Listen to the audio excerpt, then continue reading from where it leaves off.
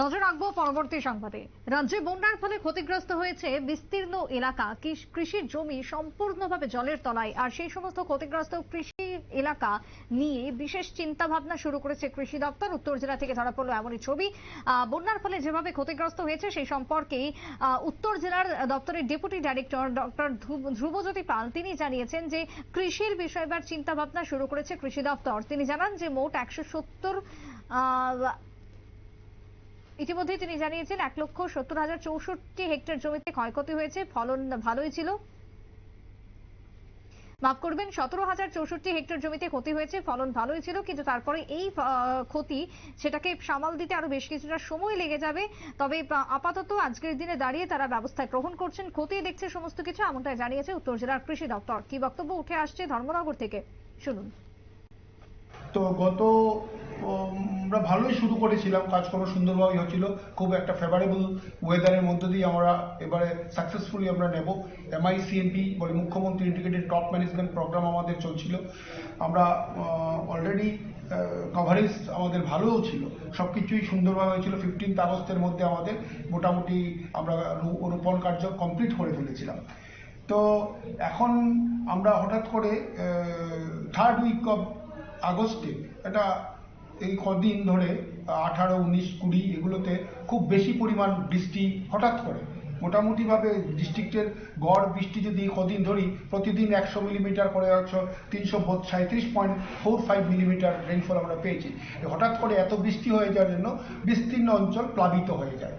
তারপর আমরা এই যে প্লাবিত হয়ে যায় আমরা মোটামুটিভাবে আমরা দেখেছি আমাদের ফার্স্ট দেখুন প্লাবিত হয়ে গেছিল প্রথম অবস্থায় 12,000 হেক্টরের মতো এরিয়া, কিন্তু 1 ঘন্টা বা 2 ঘন্টা বা 3 ঘন্টা পরবর্তী সময়ে উঁচু যে জমিটা আপার ক্যাচমেন্ট এরিয়াগুলোতে আস্তে আস্তে করে জল নেমে গেছিল।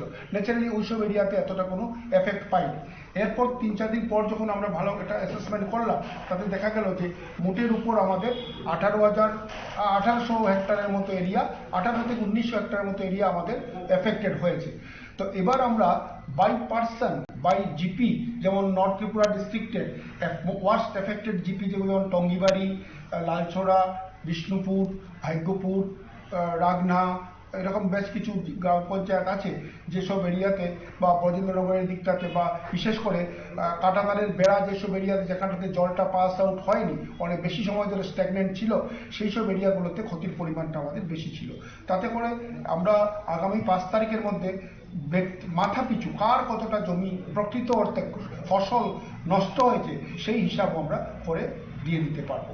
এখন অবধি আমরা এই স্টেজে কাজটা আমাদের চলছে। সেক্ষেত্রে স্যার কৃষকদের যে অবস্থা তার জন্য মানে হ্যাঁ, এর মধ্যে আমরা যে কাজ শুরু করেছি সেটা হচ্ছে গিয়ে যাদের জমিতে কিছুটা এখনো আশার আলো দেখতে পাচ্ছি সেই সব জায়গাতে আমরা চারা বিতরণ করছি, ডেপ ফিলিং করাচ্ছি। স্থানীয়ভাবে যে চারা অ্যাভেলেবল আছে সেই অ্যাভেলেবল চারা দিয়ে চাষিদের মধ্যে মানে নিজেদের মধ্যে লাগিয়ে এর থেকে এ নেবে করে আমরা সেই কাজটাও করছি।